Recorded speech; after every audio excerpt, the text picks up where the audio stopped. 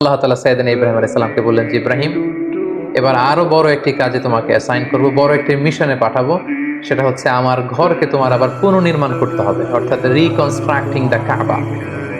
কারণ আমরা জানি কাবা প্রথম নির্মাণ করেছিল ফেরেশতারা, তারপর করেছিল আদম আলাইহিস সালাম, তারপর করেছিল নূহ আলাইহিস সালাম।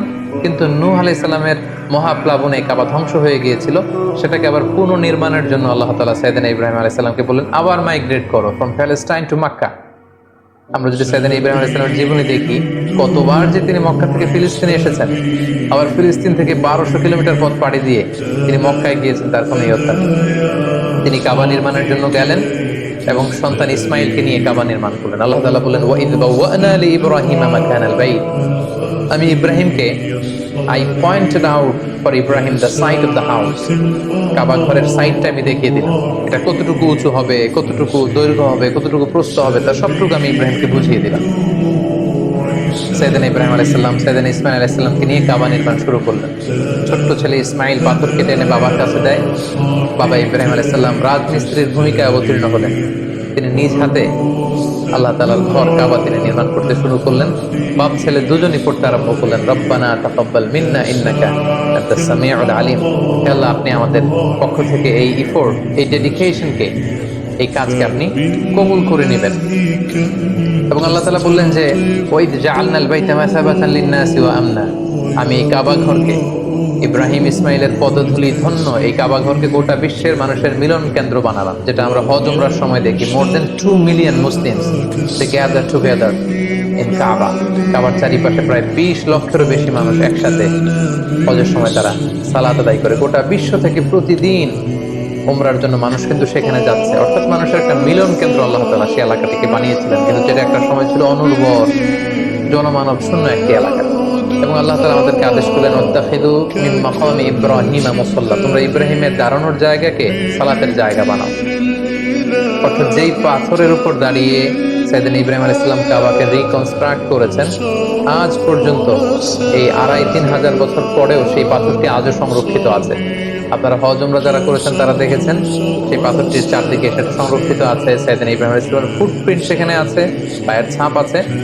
এবং সেটাকে সামনে রেখে টু দ্য ডাইরেকশন অফ কাবা সালাত করাকে আল্লাহ তাআলা আমাদের জন্য অবধারিত করেছেন, তিনি আমাদেরকে আদেশ করেছেন।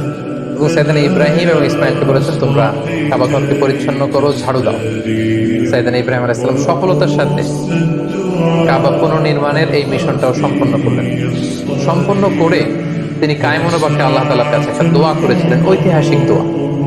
তিনি বলেছিলেন রব্বানা ওয়াবআথ ফীহিম রাসূলান, হে আল্লাহ, এই মক্কায় আপনি একজন রাসূল পাঠাবেন, ইয়াতলু আলাইহিম আয়াতিক, যে আপনার আয়াত তেলাওয়াত করবে, ওয়া ইউআল্লিমুহুমুল কিতাবা ওয়াল হিকমা, এবং এই এলাকাবাসীদেরকে তিনি আপনার কিতাব শিক্ষা দিবে, সুন্নাহ শিক্ষা দিবে, ওয়া ইউযাক্কিহিম, তাদেরকে পরিচ্ছন্ন করবে, ইন্নাকা আনতাল আজিজুল হাকিম, আপনি মহাপরাক্রমশালী, আপনি প্রজ্ঞাময়। এই বরকতপূর্ণ দোয়ার বদৌলতে বেসিক্যালি আল্লাহ তাআলা আখিরি জামানার পয়গম্বর বিশ্বনবী মুহাম্মদ রাসূলুল্লাহ সাল্লাল্লাহু আলাইহি সাল্লামকে প্রায় 2500 বছর পরে মক্কায় শেষ নবীর আগমন ঘটে। এবং আল্লাহ রাসূল সাল্লাল্লাহু আলাইহি ওয়াসাল্লাম তিনি বলতেন আনা দাওয়াতু আবি ইব্রাহিম, আমি হচ্ছে আমার বাবা ইব্রাহিমের দোয়ার ফসল। ওনার দোয়ার বদৌলতেই আল্লাহ তাআলা আমাকে এই পৃথিবীতে শেষ নবী করে পাঠিয়েছেন। একেবারে শেষ পর্যায়ে আল্লাহ তাআলা ইব্রাহিমকে বললেন যে ইব্রাহিম, তুমি মক্কা ছেড়ে যাওয়ার আগে মক্কাতে একটি ঘোষণা দাও, ঐতিহাসিক ঘোষণা, বিগ অ্যানাউন্সমেন্ট। সেটা কিসের ঘোষণা? সেটা হচ্ছে হজের ঘোষণা। কিভাবে হজ শুরু হলো, তুমি হজের ঘোষণা দাও। সাইয়েদনা ইব্রাহিম আলাইহিস সালাম বলেন আল্লাহ, এখানে কোনো মানুষ নেই, কোনো জনপদ নেই, কেউ নেই, আমি কার কাছে হজের ঘোষণা দেব? আল্লাহ তাআলা বললেন তুমি শুধু ঘোষণাটা দাও, গোটা বিশ্বের মানুষের কানে এই ঘোষণা পৌঁছে দেওয়ার দায়িত্ব আমি আল্লাহ নিজে নিয়ে নেব। সুবহানাল্লাহ। আল্লাহ তাআলা বলছেন ওয়াআযিন ফিন-নাস বিল হজ্জ ইয়াতুকা রিজালা ওয়া আলা কুল্লি দামিরি ইয়াতিনা মিন কুল্লি ফাজ্জিন আমিক। ইব্রাহিম, তুমি ঘোষণা দাও, তোমার এই ঘোষণার বদৌলতে দেখবে আগামী বছর থেকে গোটা বিশ্ব থেকে মানুষ আসতে শুরু করবে। এবং সাইয়েদনা ইব্রাহিম আলাইহিস সালাম সাফা পাহাড়ের উপরে উঠলেন, কোন বর্ণনায় জাবালে আবু কুবাইসের উপরে উঠলেন, উঠে ঘোষণা দিলেন আইয়ুহান নাস ইন্না রাব্বাকুম ক্বাদ ইত্তাখাযা বাইতান ফাহাজ্জু, হে গোটা বিশ্বের মানুষ, আল্লাহ তাআলা একটি পবিত্র ঘর নির্মাণ করেছেন আমার মাধ্যমে, তোমরা এই ঘরে হজ পালনের জন্য আসো। তাফসীরে এসেছে যে এই ঘোষণাটা আল্লাহ তাআলা গোটা বিশ্বের সবার কানে তখন পৌঁছে দিয়েছেন। এমনকি আমরা যখন তখন ছিলাম না এই পৃথিবীতে, আমরা রুহের জগতে ছিলাম, আমাদের কাছে আল্লাহ তাআলা এই আহ্বানটি পৌঁছিয়েছিলেন। এবং রুহের জগতে আমাদের মধ্যে থেকে যারা লাব্বাইক লাব্বাইক বলে এটা আনসার আমরা করার সুযোগ পেয়েছি, তাদেরকে আল্লাহ তাআলা এই পৃথিবীতে কাবা জিয়ারতের এবং হজ পালনের সুযোগ দান করে থাকেন।